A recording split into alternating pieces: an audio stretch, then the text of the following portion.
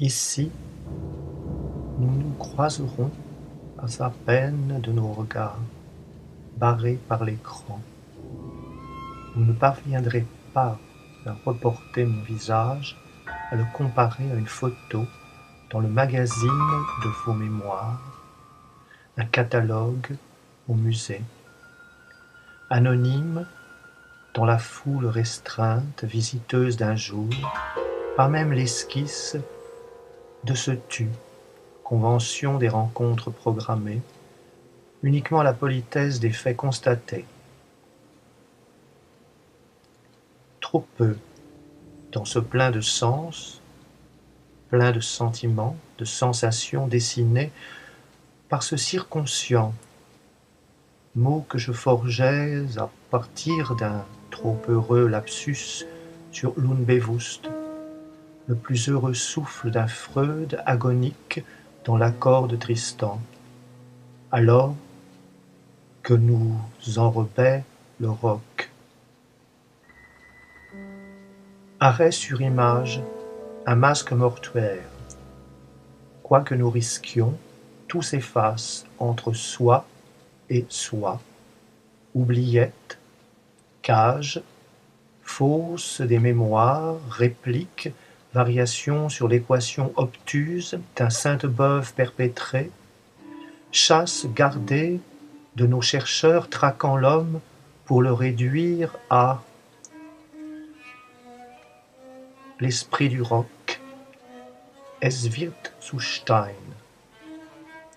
Dureté mouvante du temps, en tête l'aiguillon, relation, lire, relier ne mise pas l'un des sens qui ne naît pas d'un set écrit, fût-il quelconque, cahier, journaux plus intimés qu'intimes, puisque cet écrit a commencé, qu'il se poursuit depuis de multiples à côté. Depuis plus longtemps encore que cet hier d'un parcours d'entretemps, ici, là-bas, à la Roche-Guyon, depuis longtemps. Alors ces feuillets ne sont pas ces feuilletages de pixels, mais ceux qui, dans ce carton daté de la fin des années 70, composèrent, présentaient, sur papier graphique, le scénario d'un film dont les séquences repérages, essais, répétitions eurent lieu dans ce donjon tronqué, tour foudroyé, auquel nous, protagonistes, accédions alors en toute effraction, partant protégés par les frondaisons de l'arbre de Lepte. Le donjon, la tour foudroyée. Je ne savais pas alors que Jean Rollin aussi. Feuillets proches et lointains, échos, reprises, strates historiques, archéologie des futurs, géologie des présences à venir, en écho, sachant que qui place glace. Autant de reflets qu'au miroir, rien ne revient qu'à la main qui le tient d'un pourvoir refuge. Elle nous invita à la roche, pour nous y laisser fresques, rupestres aujourd'hui effacées, alors qu'elle, dont les ancêtres honorent le cimetière de la Roche-Guyon, elle, nous offrit ce paysage pour nous le faire payer, encourageant chacun à se monter contre ce montage d'un chemin de campagne et de cette séquence de Die Frau am Schatten. Elle s'opposant à tout ce qui ne lui revenait pas. Elle partit, nous laissant frères ennemis, peut-être. Dureté pierreuse des temps de soi et des autres temps, fracture de l'histoire sans origine. Entre goût, atmosphère, Monono Aware, Koto et Aïda, 1000 ans d'histoire à la roche, à Eyankyo, jeu de paravent, toile, tenture, glissière, renaissance en drapé, plis multiples, oubliant les grandes découvertes, la mécanique, dont je me servais pour construire les grandes machineries de mon texte théâtral contre le monde, contre la vie. Histoire toujours reconstruite pour qu'elle nous ignore, nous injure, nous laisse gisant, temps mort.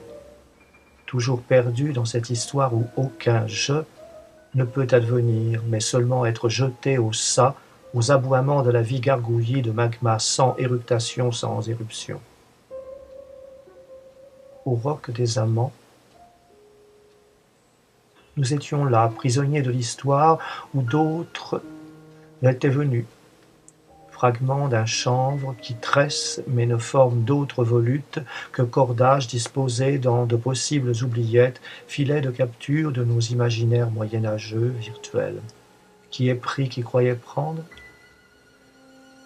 Sans emprise sur ce corps, l'autre fiction-là, ma peine ne rêvera le songe, la vie brève livrée aux feuillets digitaux de l'apprenti sorcier.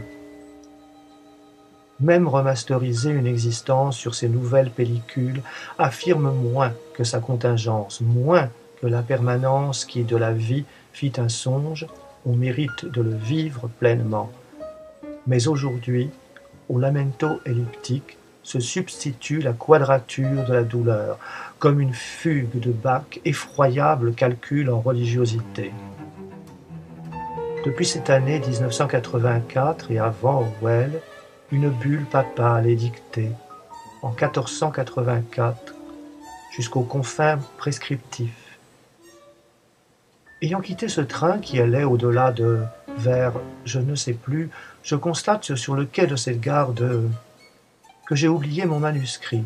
Quelqu'un me dit « Si ce train n'allait pas à Genève, le manuscrit vous serait rendu. Mais comme il va à Genève, cela ne s'improvisa pas. Mais dès l'enfance, rendez-vous compte, alors qu'il n'est accordé aux enfants que de jouer poupées soldats, mon enfance fut celle d'un bonheur exilé.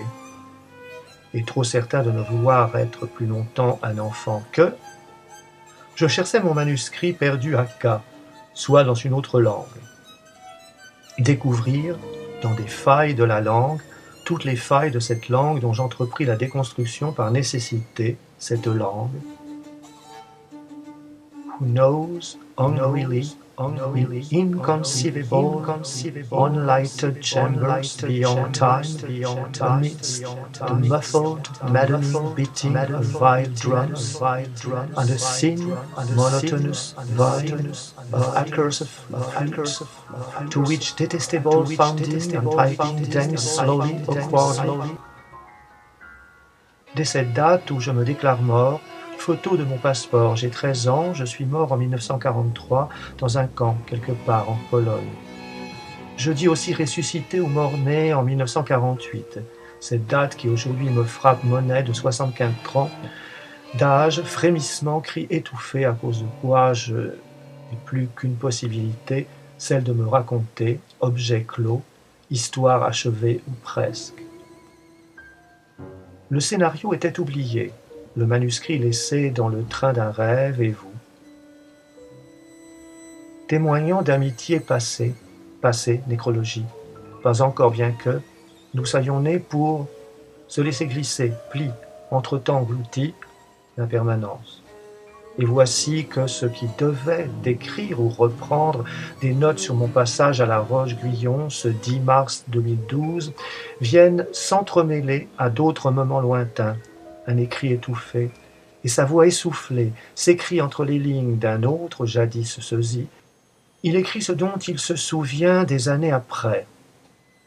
Continuant à me parler du passé, sans doute pour bien me montrer qu'il n'avait pas perdu la mémoire, il l'évoquait d'une façon funèbre, mais sans tristesse. Il ne cessait, tous ces morts, moins semblait-il, avec la tristesse qu'ils ne fussent plus en vie qu'avec la satisfaction de leur survivre, il semblait, se rappelant leur trépas, prendre mieux conscience de son retour vers la santé. C'est avec une dureté presque triomphale que je répétais sur un ton uniforme légèrement bégayant et au saut de résonance sépulcrale.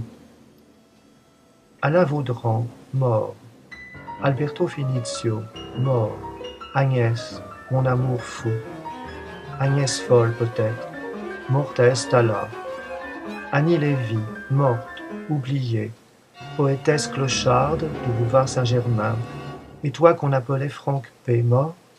Et Alain Prick, on m'a dit mort. Je n'ai aucune preuve, mais oui, mort. Tony, mort? Francette L, perdue de vue. Marion, à Brocéliande, Richard K., revu à New York il y a plus de 20 ans, mort, Goody au Brésil, et tous les autres qui participèrent ou non au projet à ce film d'une vie.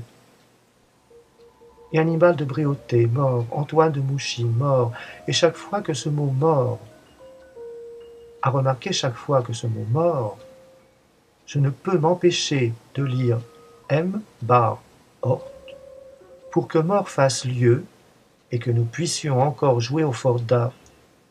Et chaque fois que ce mot mort semblait tomber sur ces défunts comme une pelletée de terre plus lourde lancée par un fossoyeur qui tenait à les river plus profondément à la tombe, tout en me réservant au sujet de ces morts un si, il, elle n'avait pas, effondrement dans l'impermanence, dans un feu d'artifice de résistance des futurs antérieurs, les fresques murales retraçant dans le vent Bejahung, und Verneinung des Willens zum Leben.